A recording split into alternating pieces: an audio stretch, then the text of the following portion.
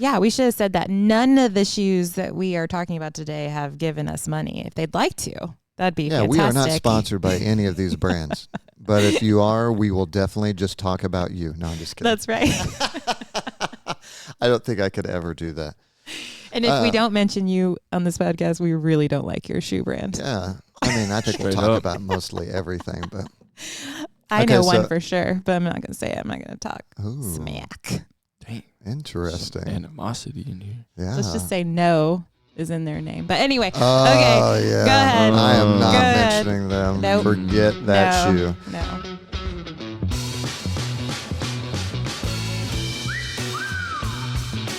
This is Lee Hargrave, certified strength and conditioning specialist, former rocket scientist, and a sneakerhead. This is Isis Hargrave, certified OPEX coach, nutrition guru, and I don't like to shop.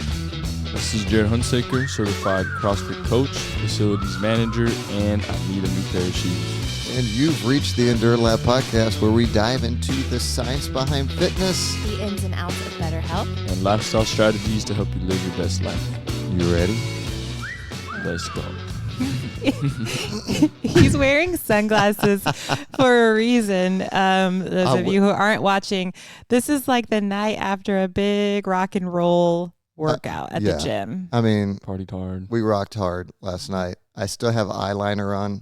Yeah. I don't know if you can see it, but yeah, there's still a smidge of eyeliner on. So I'm going to do the workout today. So I'm rock and roll right now. I brought my Doc Martens. I've got a tattoo down my leg. Whoa. Yeah.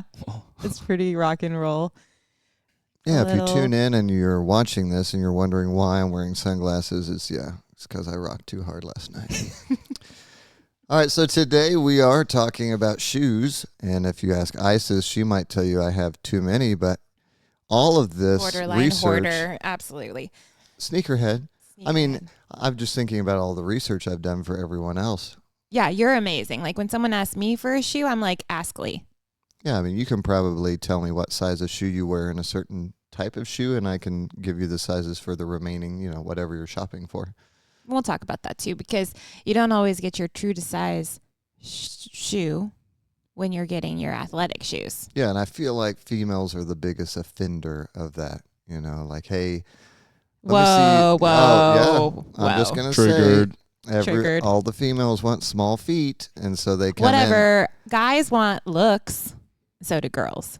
But like, how does that affect the sizing of a shoe? Well, I'm just saying, like, what if they want a pair of shoes and it's not in their size? They're gonna get the wrong size. No. Okay. Jarod, would you do that? No, because it has to fit right. It has exactly. to feel good. Yeah, we'll wait. Whatever that is, we'll get a different pair of shoes. Okay. Well, I think that anyway, I'll talk about brands later. I mean, you are outnumbered today. Okay. We have 2-1. So. Dang it. Yeah. All right, so before we go into shoes, we're going to talk about the anatomy of a shoe. And then we're going to talk about what we look at in a workout shoe, in a running shoe. And then we're going to talk about barefoot shoes, when we like to see them or when we like to use them and when we do not. And we'll talk about some of our favorite shoes. And then we'll wrap it up. But note that I know there's going to be a lot of information. There's going to be a lot of questions. So we're going to do a really good job in our show notes to include links to all of the shoes that we're talking about. And we also have some videos regarding how to size a shoe. So if you're listening to this and you're like, oh man, I wish I could see it, we are going to try to help you out with that. Shoes and sizing shoes is really a skill. And so we're happy to help you. Yeah. And oftentimes they're sized wrong. Yep. So. And it's not your fault. It's marketing. It's really not your fault. But yeah, once you know, we're going to educate you and you'll never have to worry about it again. Yeah. So let's talk about the parts of a shoe and kind of explain to everyone what they're looking at when they hear the word. Okay. So first of all, I actually have a shoe here. I think it's going to be a very bad demo. But because the cameras are just too close, maybe I should have just Jarod hold it in front of his camera. You should. Jarod, be a Vanna White. Yeah. Just hold it. Can you see? Such a nice pair of shoes before. Oh, Jarod. That is actually perfect. All right. Wow. Rotation. Yeah. All right, Jarod. So I'm going to talk about it, and you're going to point to the part of the shoe. All right. Let's see this. Good test me. This could be a good quiz. So, first of all, we have the upper. Now, that is the top Point part to it. that basically holds your foot in place. Okay. A lot of times you're going to see these as a mesh or a really breathable fabric. If you have like a trail runner or maybe something that's made to be waterproof, those are going to be made out of Gore-Tex. In the workout shoe, you're going to have overlays. So you're going to have places of maybe a rubber material or a vinyl material that's laid over the top of that upper to help with any type of durability issues you might see in a workout. Then you have the midsole. Okay, this is the cushioning layer that absorbs impact. Right? So, right in between the outsole and the bottom of the shoe. Lost. Oh, all right. The cushion. The cushion, right? And then you have the outsole, which is the bottom rubber part that provides traction. Now, the shoe that Jarod has today, you just flip it up, show the bottom of it, Jarod. It's a very minimal outsole. So if you would see a trail running shoe, you would see a lot of lugs, all right? And they often talk about the height of those lugs depending on different terrain. On a running shoe like you have, it's a fairly flat because that's made to be on the road. And that's exactly the same thing that you would see on a workout shoe, okay? Then you have heel drop. Heel drop is the difference in height from the heel of the shoe to the toe of the shoe. So if you want to take a example of a high heel, right? So if you have a 5-inch stiletto, right? Which, Jarod, I think you got rid of most of yours, right? Yeah. If you have a 5-inch stiletto, you have a 5-inch heel drop. Okay, so your heel is 5 inches taller than your forefoot. In a shoe, we actually want that to be a lot lower, but we will talk about when heel drop is important and when it's not important. All right. Then we have toe box. Oh, Jarod, nice job. So good, Jarod. I know that one. So that is the front area that houses your toes. All right, toe box. A wider toe box can improve comfort and also help your feet do what they're made to do, and that is splay, right? Now, when you look at a shoe from the top, you're looking at the width of the toe box. If you would look at it from the side, you're looking at toe box volume. So sometimes they're going to say a toe box volume is high or has medium volume or is low, and that means the height of the upper to the sole of the shoe. Then we have stack height. So the stack height is basically how high your foot is off the ground. Okay, so that is the level of cushion. You're going to see shoes with really tall stack heights if you've ever seen a Hoka. Yeah. Know that the higher your foot is off the ground, the more unstable you are. Okay, so if you can imagine standing on stilts versus standing on the ground, that is going to be what stack height is. And we'll talk about shoes with high stack height, what the goal is. Getting a low stack height, that's especially important inside of a gym, and we'll tell you why. And then we have the tongue of the shoe. Pretty simple. And laces. The Megan Stallion. Yeah. Now that You kind of sound like her. That shoe has really cool laces. I think I'm going to talk about it a little bit later, but really cool lace system. Very nice tongue. I like that. It's nice. And, I mean, we could go on I could probably talk 30 minutes on how to lace a shoe depending on what you're going for. No? Yeah. Let's Okay. make a separate video. Yeah. Marathon. All right, and then just some things to also know, like when you're talking in the running shoe space, you don't have to hold it anymore, Jarod. Thank you, Jarod. Do the round of applause. Yeah, here we go. Oh, thank Nice. you. You're too kind. Nice job, Jarod. That was beautiful. All right, so when we talk about running shoes too, you're going to hear things about carbon plates. That is basically a carbon plate that is inserted into the midsole that helps provide energy return when your foot flexes. So it gives you a little bit of a spring. You're going to hear about a rocker platform that is talking about, usually those shoes are very high in stack height, so think a lot of foam. They're not very flexible.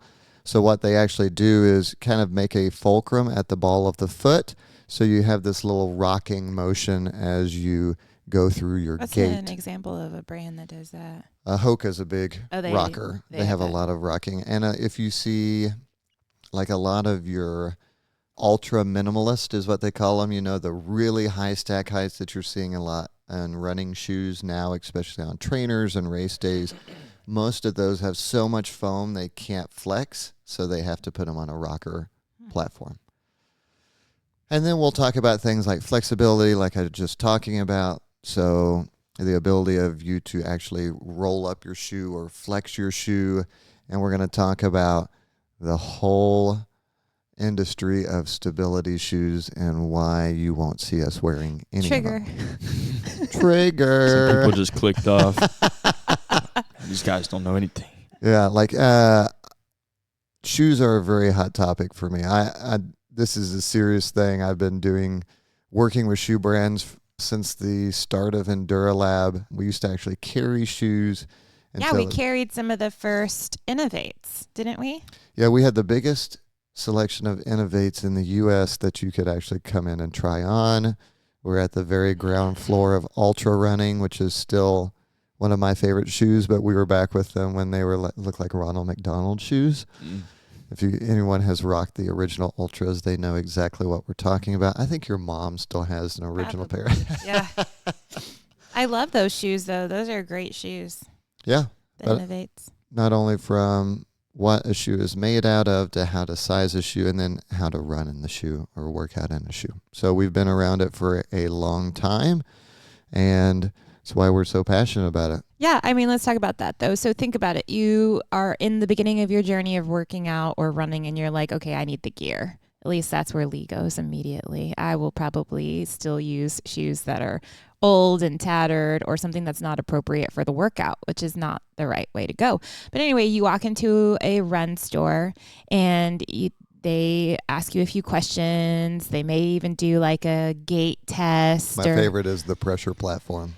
Yeah. Step on this platform, we're going to see the pressure. And like kind of pronate, if you pronate and all that kind of stuff. Well, that's another way to sell an insole as well. Oh, okay. Yes. And so what those people their job is to sell you shoes, and they make probably a certain quota on a certain brand. For sure, certain brands had higher quotas than others. And so early on, you would definitely see, like if you went to a run store, I could almost tell you what you walked out with. Right. Because they were pushing certain models, certain brands. And that's okay. That's fine. Yeah. It's a business, right? At the end of the day, like they're probably not going to put, you'll get a shoe. It'll be fine. But we want to get you in the best shoe for what you need and what you're working towards, your goals. Well, we want you to be educated. Right. So you can ask a question and you understand when you go in and get a pair of shoes, well, no, these don't feel right. Don't let them sell you a shoe. It's just like going into a car dealership and you get the, monthly maintenance package and all the other upsells too. Mm-hmm. Like their job is to try to sell. Mm-hmm. They want to make money. We're not hating. We know this. We know the hustle. Respect the hustle. So what are some of the biggest things that people go in and I guess the biggest fails of buying that new shoe? So one I know is sizing. Putting someone in a stability shoe because of the way that. So for that sizing, what do we need? So well, let's talk first about just what we look in shoes. Yeah. And then we'll go through sizing. Okay, cool. So let's start off with workout shoes. When we say workout, you mean like strength training? Strength training. Yeah. In the gym. Could be high intensity interval training, although that's another trigger for me. But like short cardio, sprints, like on a bike. 2 to 4 minute. Yeah, your CrossFit cardio, type shoe, right? Your deadlifting, your power cleaning, whatever. So like, let's just open it up to you guys as far as shoes. You guys have a favorite workout shoe or a couple? I mostly do just like barbell work, like squats, presses, and I find that Jordans work for me. Don't know if they're typically designed for a a workout shoe, but they're flat. I feel like Yeah. my ankles are secure. If I were Oh, doing to like And you look running, fly. Dude, yeah, you look legit. And he's talking about Jordan 1s, Mhm. by the way. course. Just so Jordan 1 highs is what he usually works out with. Yep. Yeah. I find those work for me if I'm running. I know I did a half marathon with Saucony. Okay. I like those. Got a couple pairs of those. And yeah, that's kind of it. Just Jordans and Saucony. Okay. My gym shoes. Yeah, gym shoe. My favorite gym shoe is the Reebok Nano, not the first one because the back kind of came up on my cankles a little bit too high. But I like the newer version. I have wide feet, and so they have a really wide toe box, and they're just kind of my most comfortable ones. I've definitely tried others, but those are my go-tos. Yeah. It's funny. We do not have the same shoe preferences. Like the Reebok Nanos do not fit my foot as well, and I have a wide foot, but I am loving the new Rad. The Rads are ones. rad. Yeah. The Volume 2. I didn't like, or I guess version 2. I didn't like the version 1 as much for me because the they were a Rads? little narrow. Yeah. Maybe I need to try the next. But yeah, those have been kind of my shoe of choice. Obviously, I love a Nike Metcon as well. And then, there's just so many great shoes out there that we'll talk about. But what makes a great workout shoe for us? Obviously, we want something, when we're lifting heavy, you want something with minimal cushioning. Yeah, so Jarod, your flat Jordan ones are really good for that. And the reason behind that is, let's take a deadlift, for example, right? I am trying to lift a bar by pushing into the ground. So Through the heel, through the foot. Yeah, through the foot, yeah. right? So I'm driving my feet into the ground to try to lift a bar. When I have layers of cushioning between me and the floor, it deadens the force I can apply to the floor, which Like you're deadens doing the it on force your I can apply to mattress. the bar. Yeah, It's it's like you're- standing on pillows to on be pillows. to exaggerate. I like mattress though too. Yeah, if I woke up in the morning and just was like, I'm gonna deadlift on my bed today. We should make Please that video. don't. Yeah, We no, should make that just- video just to prove a point. Okay, yeah, we can take your 1 rep max off on a mattress and take it. I can Horrible idea, but it would be great, great TV. And when people come in with mattress shoes, that's what I Yeah, like to- like a running shoe to do. something that has a strength big training. stack. Yep, stack height, lots of cushioning, It's almost better to just kick your shoes off at that point. and go barefoot. Go barefoot. What's interesting is if you come in and you're in a running shoe and you deadlift, and I take your shoes completely off and have you go barefoot, I guarantee you I add weight to the bar. You'll lift more. 100%. Yeah, 5-10 pounds easy. So first of all, lower stack height, minimal cushioning. All right, this is not going to be a shoe you're probably going to be wearing all day for comfort. Although there are some ones that, if you have a more kind of cardiovascular type day, that might be a little bit better. Shoe brands are getting smarter. They're like, hey, I want to make this hybrid shoe. So like a Metcon, a Reebok Nano, the Rad. We also like Innovate F-Lite series. Mhm. The Strike Movement has that cool Haze trainer that you have in that fluorescent pink, Yeah. right? They're coming out with shoes that have a little bit more cushioning in the forefoot, so that's where the ball of the foot is. And then it's firmer as it goes towards the heel, where we're driving through on a lot of our big lifts, right?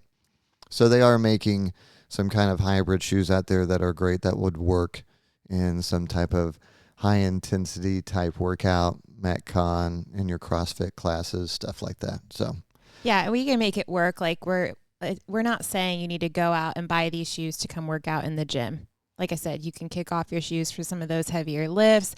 We can make your shoes work out for you. But as you get further along in your journey, it's definitely nice to have a resistance or strength training shoe in your gym bag. absolutely. And remember, shoes are just a tool.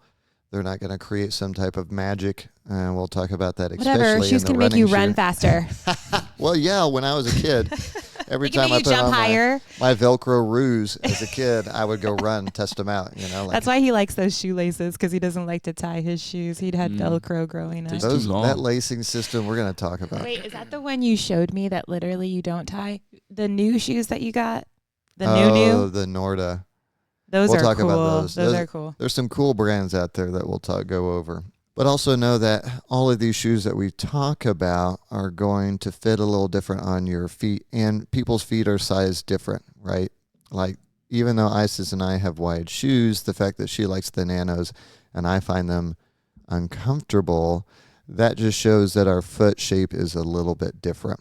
All right. And people obviously have shaped their feet. I won't say ruined their feet because we can actually help with that, but they have shaped their feet with the shoe choices that they have made earlier on, whether or not the shoe sizes were too small, whether or not they were too tight. High heels, cowboy boots, that type of thing that we see a lot in the gym obviously shapes the foot. So we have to deal with that later. And then just to continue on in the workout, if you are doing more stuff like Olympic lifting, or you're looking for a little bit of help in your squat range or depth, you can use a lifter. Yep. I mean, They really help. you've used a lifter. Yeah. You probably don't have one though anymore though, do No, you? it's been too long. But they definitely help you in your squats. Those kind of open my eyes to how important the shoe can be, because I believe they have a wider toe box and then their heels are lifted. Well, yeah, the heels are lifted and they are solid. I mean, it is a solid platform. And That's definitely a shoe you don't walk around in. No, No. you're going to be smacking the floor. I mean, most people are taking their shoes off immediately after they're done with their set. Yeah. And the old versions of lifters are tight. They're really tight in the toe box, because if you can imagine that type of shoe, you don't want your foot to slide forward. So you catch something, you're on a wedge, you don't want your foot to slide forward, so they usually make those tight. TYR has come out with actually wider forefoot lifters, which I prefer if I'm going to wear one. And obviously that's an issue. Number one, Olympic lifters are going to use that because they're catching or receiving a heavy barbell in a very deep squat. Some people use those for overhead squats or front squats because their ankle range of motion is not great. So it is a little bit of a training aid. Obviously, if you're just getting into it, you don't need it. And unless you're really getting serious about Like competing. Yeah, you probably do not need a lifter. All right. Again, we'll link all of our favorite workout shoes. Although, Jarod, your ones may be hard to come by. I'm a collector. Got I two wish pairs of you and me were Jordans. the same size. I do too. Me too. Luckily, yeah. Coach Mark though. He gets a lot of he my- gets. Sorry, Lauren. Fortunate. Yeah, Lauren. Sorry about your closet space. Yeah. All right, so let's switch gears into running shoes. Isis, why don't you just kind of go over what you look for in a running shoe? So first of all, I don't like shopping, so I don't really look for shoes. I guess you don't. I tell you what my goals are, and then you shop for them. But I can say my favorite running shoes that you've gotten me. I'm definitely not a girl that cares about the color, the look or anything per se. I'm definitely a feel. And so road shoes, I would say my favorite are, I think road and trail actually are Ultras. Yeah, Ultra has traditionally been a zero drop shoe, Mm-hmm. but you love the ones with a 4mm drop. Yeah, I think so. Yeah. And when we were training for the trails last year, I probably went through like 6 pair. We were running 3 marathons in 30 days. But that was my favorite shoe. So we just kept buying that shoe over and over.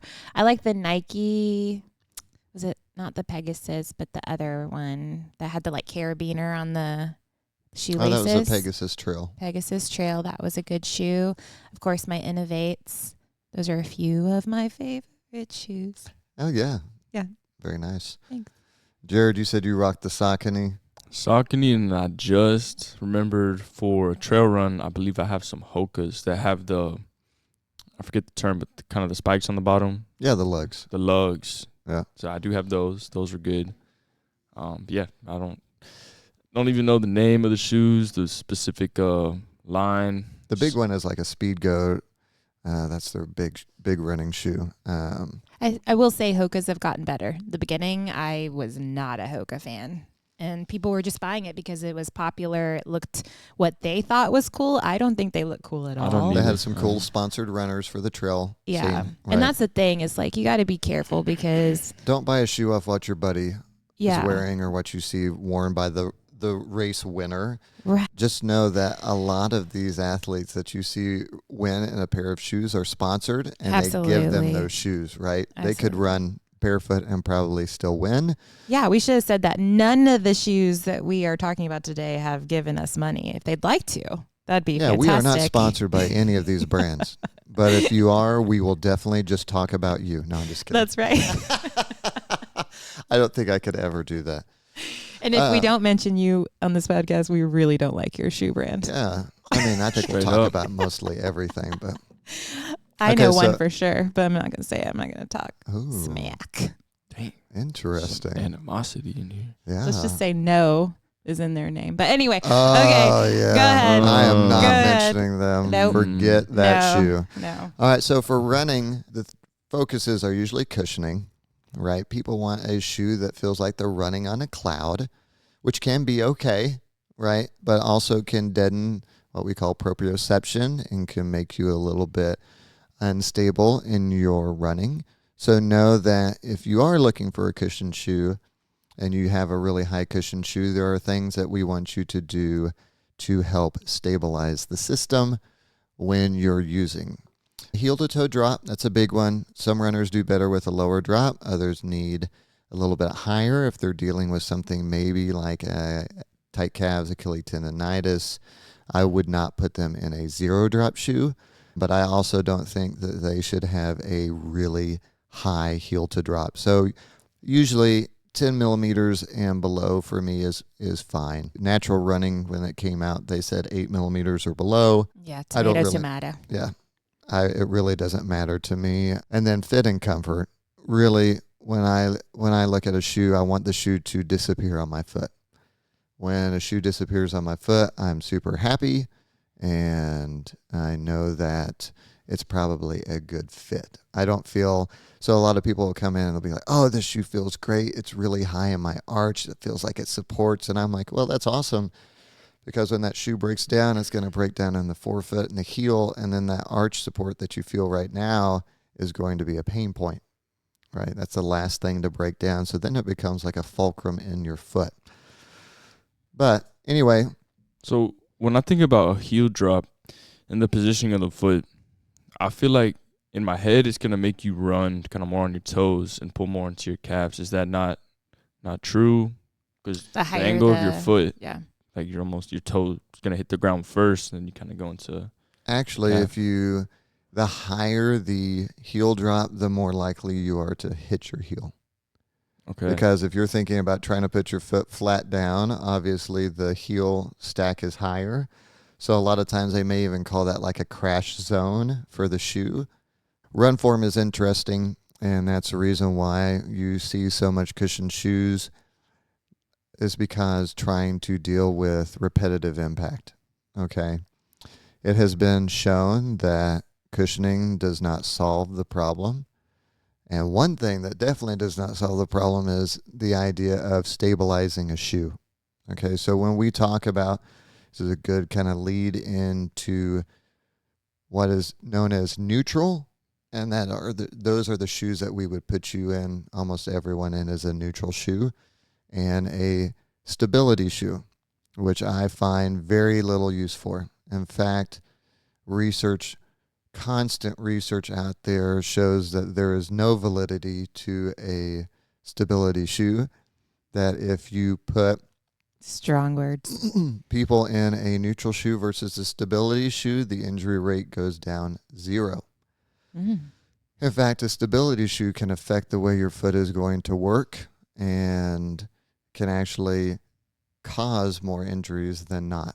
I mean, isn't it like almost casting or wrapping or something along those lines, where you are actually stopping your foot from doing what it's supposed to do? Absolutely. It is doing that. And we can go into like all the inserts. I know that podiatrists really love me because of my thoughts on some of those things. But if you have an injury, let's just say on an elbow, I'm not going to put you in a cast and say wear that for the rest of your life, right? That is going to weaken that system, and you're never going to get out of it. When I think about inserts in a shoe that a podiatrist may recommend, or for some reason we feel like a guy working at a run store can put you in an insert, and that's going to solve your problems going Unless you make through it your career, that's yeah, fine. I mean, there's the difference, right? But I think too, like you need to work on strengthening your foot. Yeah, but that's tough, right? Yeah, They why? want an easy fix, right? So they're just going to put for sure. But to the point of if you do that and you're not actually working on the strength of your foot, the flexibility, like rolling your foot and toe mobility, yoga. stability. Yeah. No, yeah, if we cast our feet, obviously they're going to get weaker, and what we want is a stronger system, more stable system. There are a lot of injuries that are preventable by just working on the foot. It's something that's not as sexy as obviously a big compound lift, but if you are out there pounding the pavement, obviously we need to work on that system, right? That's how we absorb shock and how we reapply force when we're running. So yeah, you're not going to hear us talk a lot about stability shoes. Again, I just don't believe in them, but we will put you in a neutral shoe and you can go high cushion, low cushion. We're just going to talk about when you do that, things that you need to make sure that you are working on. And then on the running shoe, obviously, that's where we're going to get into really sexy things like different types of foam and energy return and carbon plates. Yeah, like, whoa, guys, easy over here. Sorry. And then as we go into, if you're looking at running longer distances, obviously, I wish shoe companies would hear this one. If you are working on a shoe that is aimed for the ultra runner, create a wider toe box. Word. Right? Because your feet are going to swell during a race, and that's why we'll talk a lot about later when we're sizing. We're not going to go in first thing in the morning and try to buy a pair of shoes. When we talk about trail, obviously we're going to talk a little bit more about durability. That comes around with the outsole and overlays, especially around the toe box and what is called a toe cap, which is the very front of the shoe. That's important when you're trail running because there are more aggressive terrain, so rocks, like kicking a rock. You don't have a protective toe cap. Go kick some rocks. Ask Matt Hiley about kicking rocks. And breaking toes. Yeah, he might even have a picture he'll share with you. Ouch. And then on the trail side, we would be a lot more obviously looking into lugs, depending on the type of terrain that you're running in. Also, if you get a trail shoe, I would go in the darker color aside, unless you care about your shoes being unless you just want to like dirt. rock it. Like I want a white shoe and make I own it as dirty but as I mean, possible. like, why? Yeah. It's gonna get dirty. But obviously, we have separate shoes for running on the road and running on the trail. Also, it gives me more opportunities to buy shoes for me and Isis. Help. All right. So let's talk real quick about barefoot shoes. They definitely became really popular around the time of a book release called Born to Run. We were in it. We were like drinking the Kool-Aid for a second, just trying. I mean, we're always experimenting. I feel like when something comes out, we're gonna give it a shot. Yeah, we made sandals. Yeah, we did make sandals. Yeah, we had a sandal making class because we wanted to. It reminds me, Kathy said that at the last trail run that they did, the Bandera, did you hear this story? No. These guys were like barefoot running in their sandals, and one of them, like, it broke, and it was fairly early in the race. I mean, dumb. But anyway, Kathy stops and gives them like one of her socks or something, like actually tries to help him. I mean, because this guy's just barefoot running on a trail like an idiot. Jagged rocks. It's going to be so painful. Yeah, not smart. But anyway, sorry, I digress. Yeah, I could go a lot on barefoot shoes and how the terrain is obviously different than when people were running barefoot. Yeah, you don't run barefoot on asphalt. Yeah, with glass or jagged rocks, like jogged rocks. Jogged. That's my rock and roll coming up. But the cool thing about barefoot shoes is that it is zero drop. It does work on strengthening the foot. They're thin. They're very flexible. They usually have a wide toe box. Some shoe brands that you might have heard about is Zero Shoes. They make a really cool. Vivo Barefoot is one of my favorite. They've been around the game a long time. They actually have like lifestyle shoes and workout shoes. And then like Innovate, They Yeah. make the Bare XF, whatever the number is, as well. And I definitely recommend those shoes and I mean, walking around them too, like for us during the day, it's nice. Yeah. So we can really work on our foot strength. And you want to talk about a good lifting shoe, like if you're doing like deadlifting, they actually make deadlifting slippers. But those shoes that I just mentioned would be great for that because there's nothing between you and the floor really except for a thin piece of rubber. Yeah. But also note that, if you're wearing regular shoes, you can also just go barefoot. Yeah. And we definitely suggest walking around barefoot, like when you get into the house. Our rule is socks and shoes are off, right? Because that helps with strength. I would not have people run in barefoot shoes. No, I agree. And this goes back to years and years of doing run form evaluations. Which we do, by the way. If you would like a run form evaluation, message us at info@enduraLAB.com. And when runners would come to me all the time, they've read the book, right? Or they're transitioning into barefoot running because it is healthier, air quotes. Quote unquote. And they come in and they are the biggest heel strikers in the world. Their run form has not changed. And I show them the video and they are just awestruck on, oh my gosh, I thought I was more natural it's like run one game. it's one of the memes that's like, I think I look like Yeah. a gazelle running. This is what I and think then I look like. like. This is what I actually look like, right? It does not change your run form, right? It's just going to take whatever bad run form and increase the impact throughout your system. So I don't suggest it.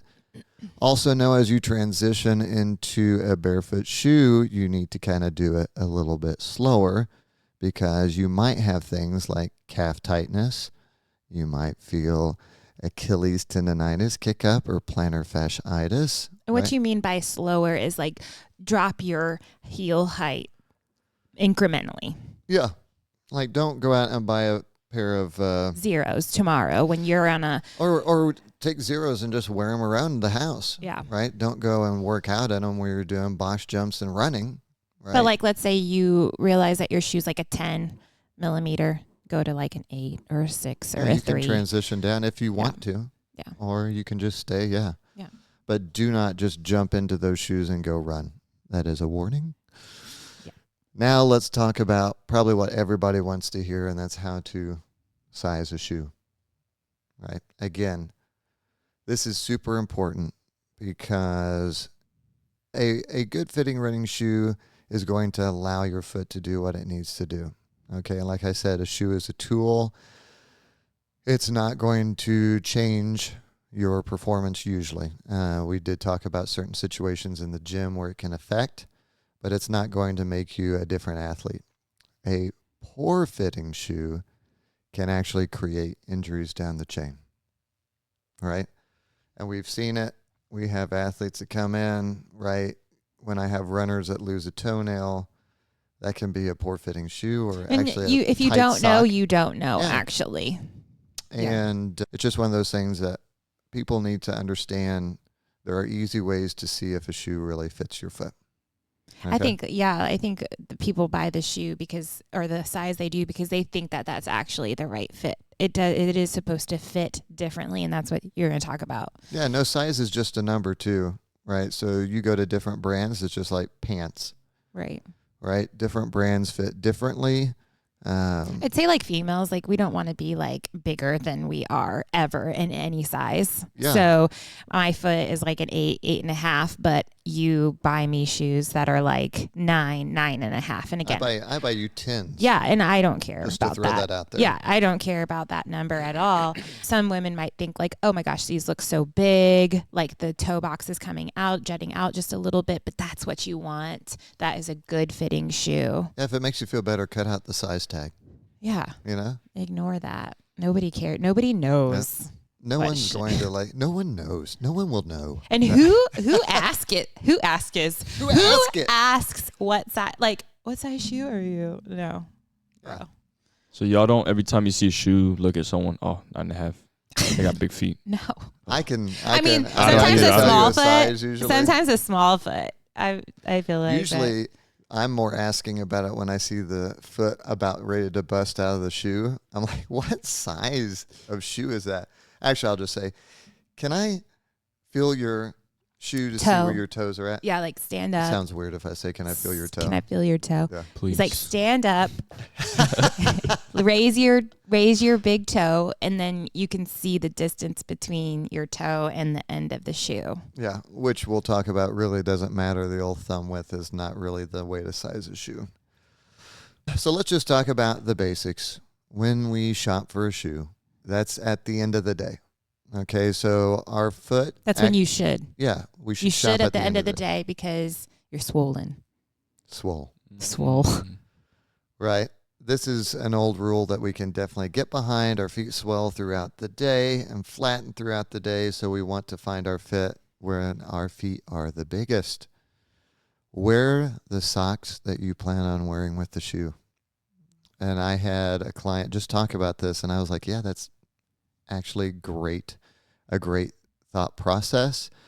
If I am, in my work attire and I'm wearing a thin sock, but when I go run, I'm wearing thick wool socks, obviously I want to wear the sock that I'm going to use with the shoe. Or if I'm going to mix it up, I'm going to pick the thickest sock. We need to put some sock favorites in there too. I like the Darn Tough. Is that the right brand? You're darn tough, babe. Darn Tough socks. Yeah, they're And fantastic. Features. Those are my favorite. Jared, you got a favorite sock? Got the black socks and the white socks. Yeah. Which one's your favorite? Are they like Nike or are they like Hanes or are they like what? Got some Nike. Yeah, we got them, the Nike Got those. cushion. Yeah, those are classic. Right? So those are the white ones. Black ones, no idea what the brand is. I have a couple Nikes. And then I just go based on the outfit. Black socks, white socks. I like it. Color coordinated. Got to. So Jared's all about color coordination. Yeah. He could care less about the comfort. No. So yeah, I mean that can actually change your complete shoe size, because if you think about what a half size is, it's about 1/3 of an inch. All right. So if you don't think a sock can make the difference, 1/3 of an inch can make a difference. no comment. All right. So when we talk about sizing a shoe, we actually just use an insole test. It's the simplest thing you could do to make sure you have the right fitting shoe. Because when you go into a run store, shoes are often fit by length, but shoes also need to be fit by width. So if we could get everyone to size this way, we would probably reduce 99% of all improper shoe fits. It's that simple. So what you're going to do is when you have a shoe that you're trying on, you're going to take the insole of the shoe. So that is the thin layer on the inside of the shoe, which your foot is against. I don't even know if is that insole removable? Yeah, it is. Yeah, just scoop it out. Is it not? No, it is. I'm just struggling. Oh, okay. Yeah. Okay, so that is the insole of the shoe. Jared is modeling that over here. So you would literally take that out and set it on the ground. Now, where your heel normally goes, you would put your heel into the heel cup. Jared, where's the heel cup? Heel There you Oh, go. fantastic. And then you would put your foot onto the insole and weight that foot with all of your weight. So Just stand on it. stand on that side. When you do that, you're going to look down from the top. If your foot is hanging over the edge of the insole over 1/4 of an inch, anywhere on that shoe, that might not be a great fit. Okay, what we would like to see is an insole that kind of matches the width of your foot, and I don't even care how much space is left at the end of the shoe. Okay, as long as the heel does not slip when you walk through your normal gait. Okay, so again, insole comes out, place it on the ground, place your foot on top of the insole, and put the majority of your body weight onto that side that is going to splay your foot. If your foot spills over the insole, or there's not a 1/2 inch of room in the front of your toes, it does not fit. Get a bigger size or try a different brand of shoes. Try it out. Yeah. Once you have a fit that you think you like, I would like you to go another half size up and try on that shoe. So no matter what, you're like, this shoe feels great, go another half size up and try it. Because, again, it's not going to hurt to have a little bit extra length in the front of the shoe, but it would hurt if that shoe is too short. So, again, yeah, and different brands, too, are different sizes. So don't think like I have a 10 in something, I have a 9 in something, I have a 9.5 in the other. Really just got to try them. Yeah, you got to try. And you could even say, I don't even care about the size of the shoe. If the guy just brings out boxes of shoes, great. Yeah. Just start trying them on and say. A lot of these places have great return policies, so don't be afraid to order online, too. A couple brands or a couple sizes and send it back. But we definitely do not want a heel slip off the back, so as you transition, that heel should not slip out of the shoe. And then, you know, for a workout shoe, I probably wouldn't go a half size up. That's more for a running shoe, but these are just general guidelines on your size. And then whatever shoe you have, try the movements that you're going to use it for, right? If it's going to be jumping around or doing a squat or going for a run, you should go and test it. Like Isis said, there's great return policies out there, so you are more than welcome to go out and try a shoe on. And some places will even let you run in it as long as you don't put in lots of miles or bring it back just completely trashed. Y'all seen the videos of people at Foot Locker? They try a shoe on, they're just sprinting around the store. No, that's they're hilarious. Smart because they're trying it out. Absolutely. It makes you not buying the wrong shoe. You might be laughing at them, but they're ahead of the game. Mm-hmm. I'm not laughing. I'm more laughing at I would love to go make like a series, some content on this and have Jarod just sprint around the mall. I'll do it. Just don't run towards the door. Yeah. If you're in a store. Oh, that's true. That sound. Yeah, and you might, you know, Get tackled. get some undue attention for I that. know that run on by us, the Montgomery Plaza, they have a track. Like Oh, yeah. Yeah. Yeah. I mean, that's fantastic, right? That's cool. Take a lap around the store. Yep. All right, so let's recap. The right workout shoe should be a little bit firmer than what you're used to, which is stable, should be durable, should be flexible, and fit your training style. The right running shoe should have the right amount of cushioning. I would say the minimal amount that you're comfortable with. And the fit should be good. And depending on what your goals are and what your level is, obviously there's going to be different technologies wrapped in there. We hope that we have provided the information for a fit of the shoe. We're going to include a video that kind of goes through it so you guys can see it in action. Remember that the more you know about shoes, when you walk into a store or buy a pair of shoes, the more likely you are going to find the right shoe for what you want to do and the right shoe for your foot. All right, this is the purpose of this podcast, is to help educate you and provide a little bit of humor along the way. Right? And if you don't want to shop or don't like shopping, just take our word for it and use the brand. Maybe I should be a shoe consultant. You should. I think you'd kill it. You'd kill You the would consulting kill game. the consulting game. Yeah, so if you're looking for a shoe consultant, you can always find me at enduraLAB. I'm there most of the day. All right? Well, if you guys have enjoyed this episode, please share it, leave a review, and maybe leave a comment of what your favorite workout or running shoe is. Until next time, Keep moving. Eat well. and stay strong. Bye. Peace. I think you were right the first time. I don't know what happened. Brain fart.